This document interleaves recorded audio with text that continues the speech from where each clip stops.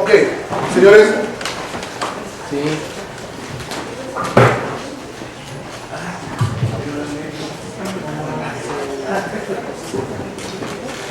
Yo espero poder explicar tanto en las audiencias de hoy como en las audiencias de mañana, poder explicar cómo jugar con la teoría de los frutos del árbol envenenado y respetando a Martín, jugar con la teoría de la suspensión hipotética. Son dos teorías importantes que introduce el código también de Veracruz. ¿No? Bueno, pero antes tengo que saltar un poco. Nosotros vamos a tener en el código de ustedes, vamos a tener dos revocaciones: revocación en audiencia y revocación después de audiencia. ¿Ok? Esto significa que hay muchas cosas que se resuelven a posteriori, ¿no?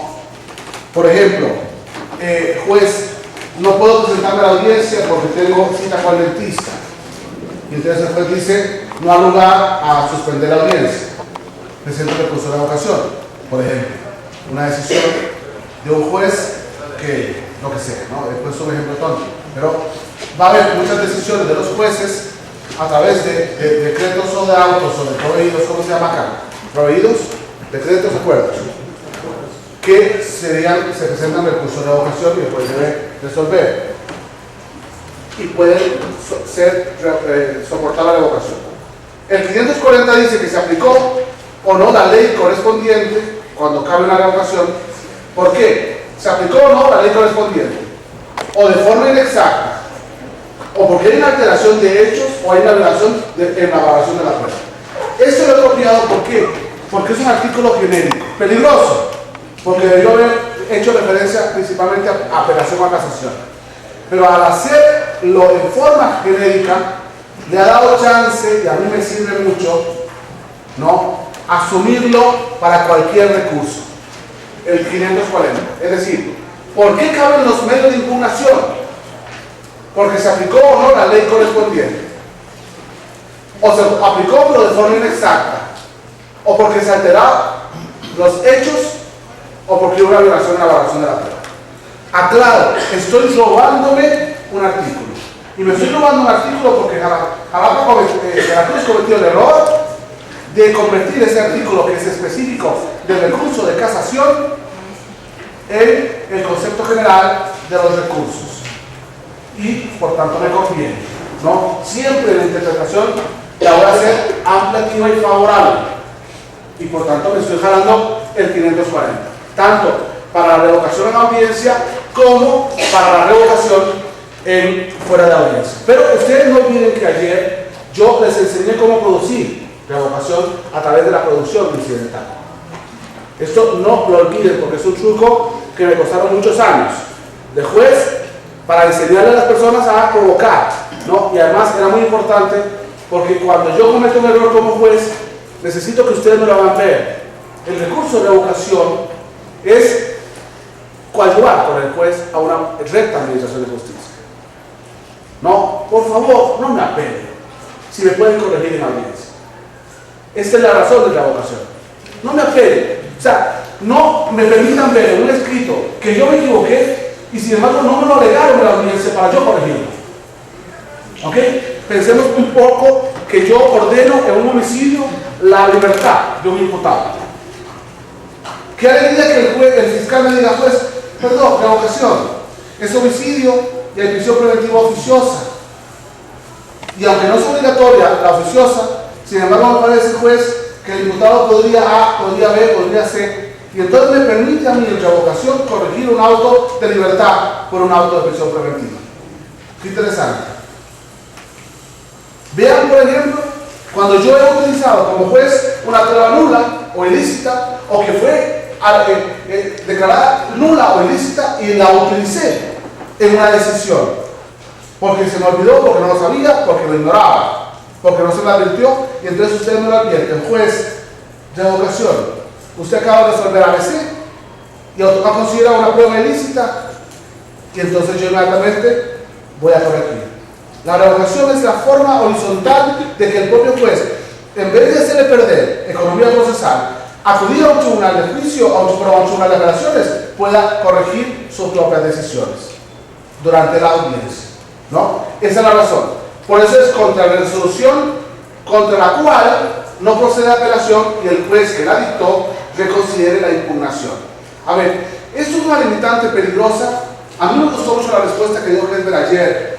Si la apelación es violar un derecho, creo que estaremos produciendo una apelación negada por el artículo 551.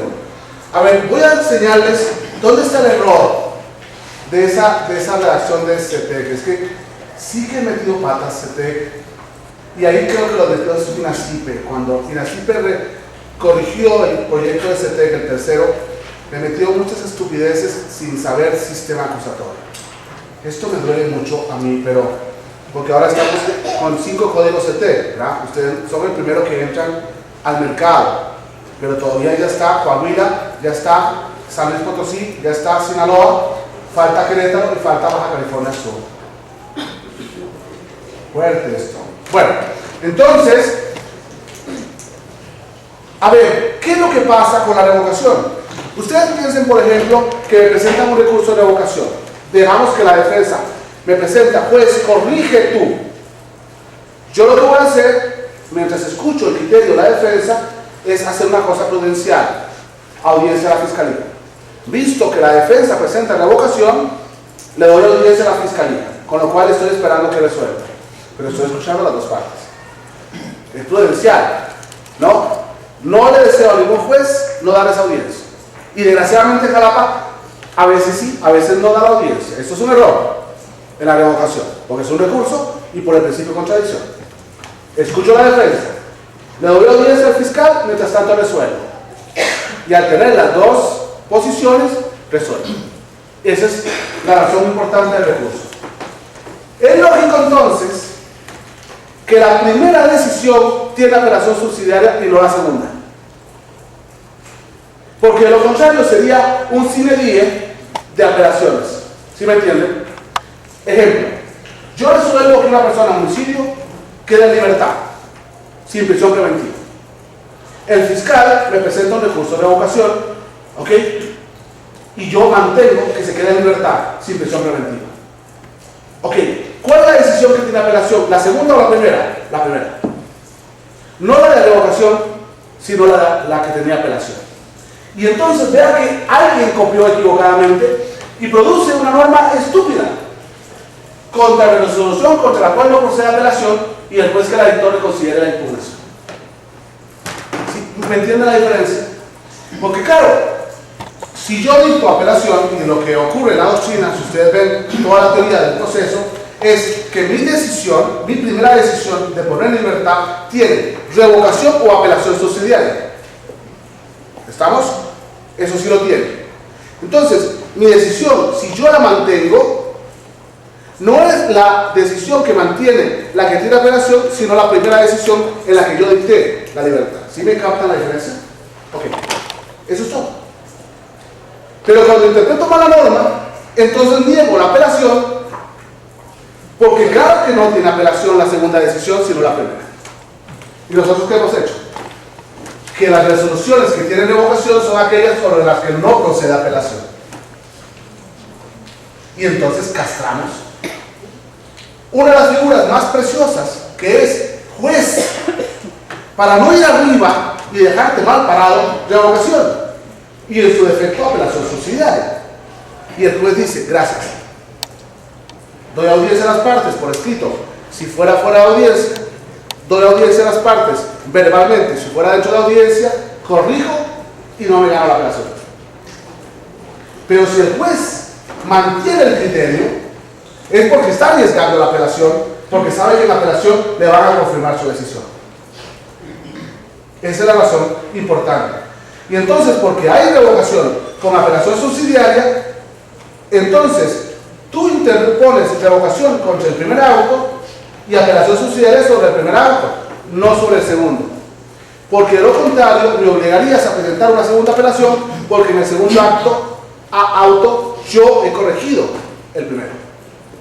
¿Sí me entienden? Y entonces el sistema procesal estaría jugando sucio con la parte. No sé si me captaron esto.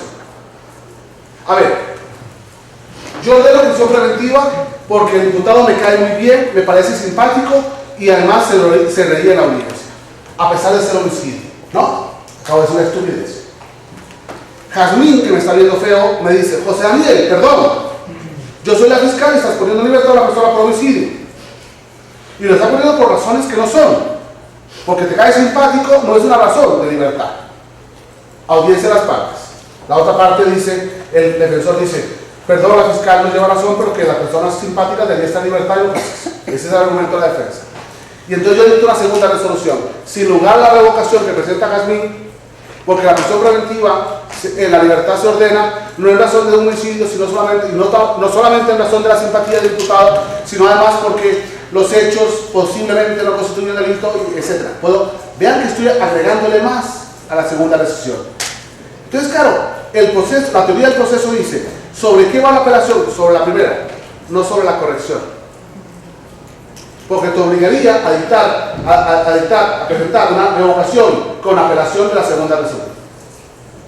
No sé si fue complicado. Bueno, esta es la razón de este error procedimental. Se interponga el recurso tan pronto se dicte la decisión en audiencia y entonces suma el 50 y 52 sin preceder debate. A ver, aquí hay dos problemas serios porque no hay decisión en audiencia en la que no ha precedido debate. ¿Qué entiende este y otros 7 códigos sin preceder debate? Fue una copia también. A ver, cuando se interponga el recurso de revocación, tan pronto se dicte la decisión en audiencia sin preceder debate.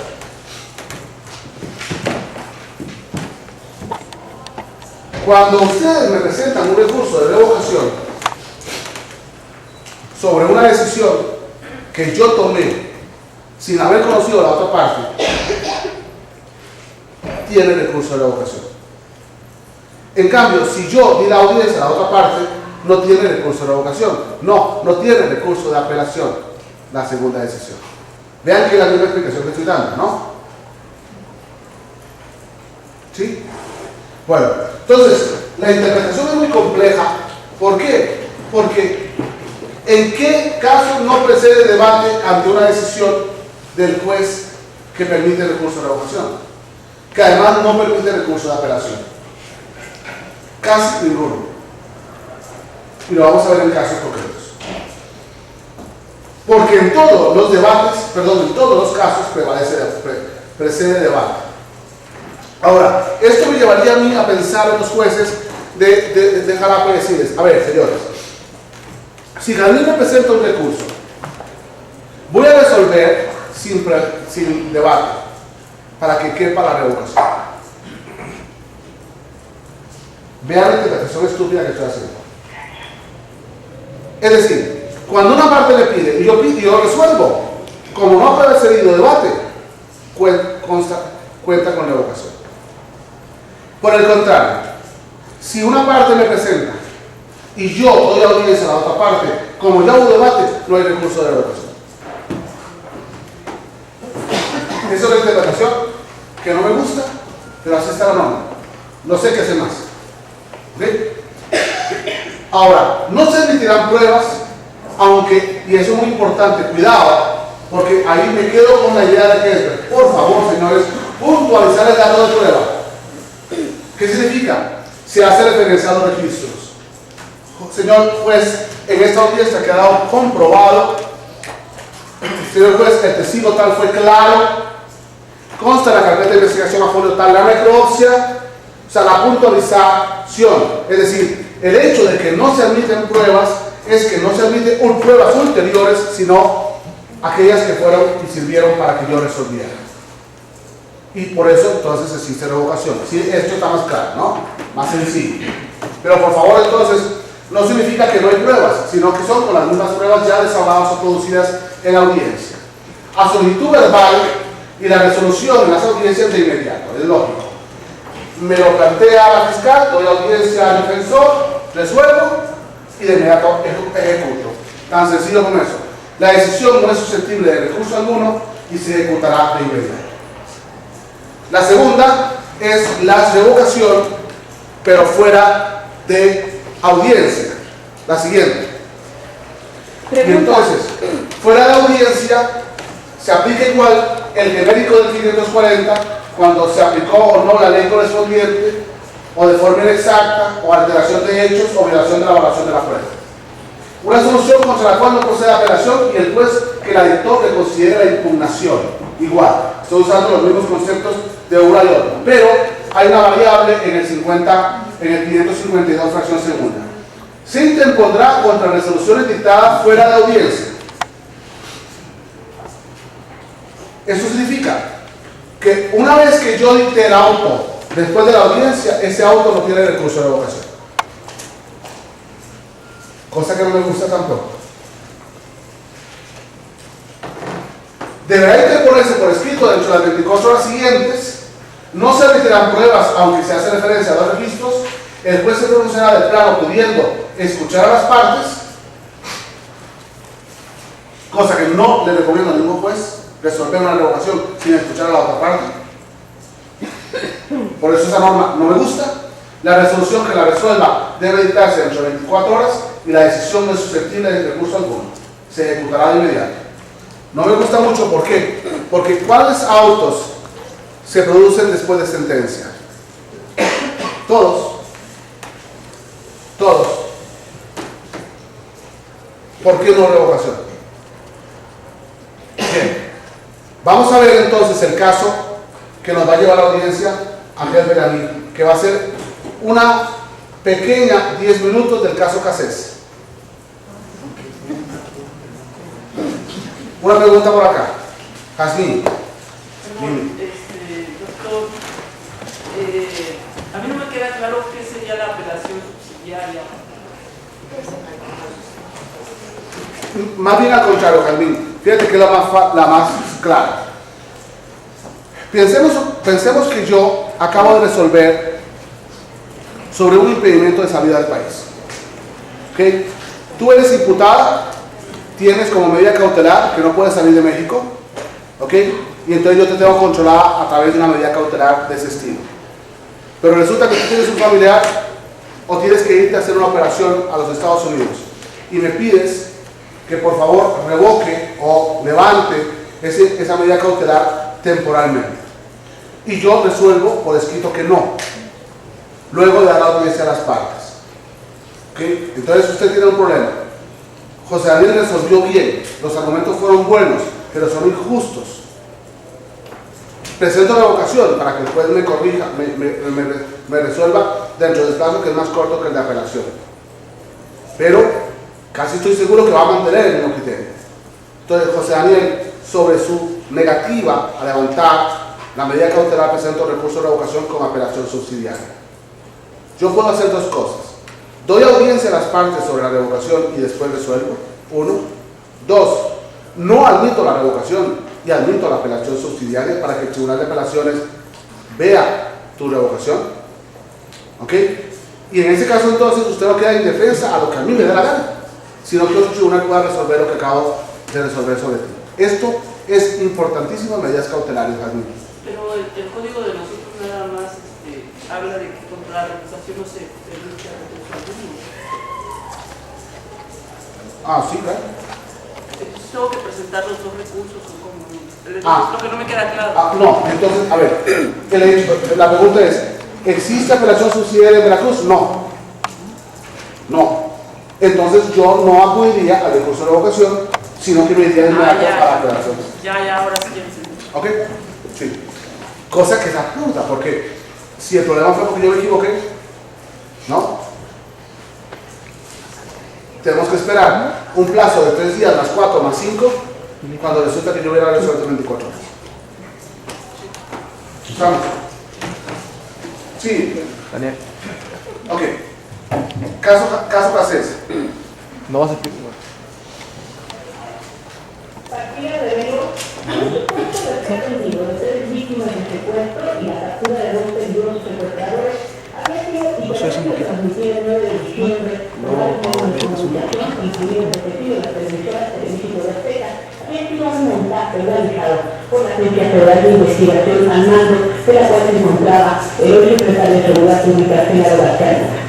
Vamos a recordar de entrada cómo fueron presentados los hechos.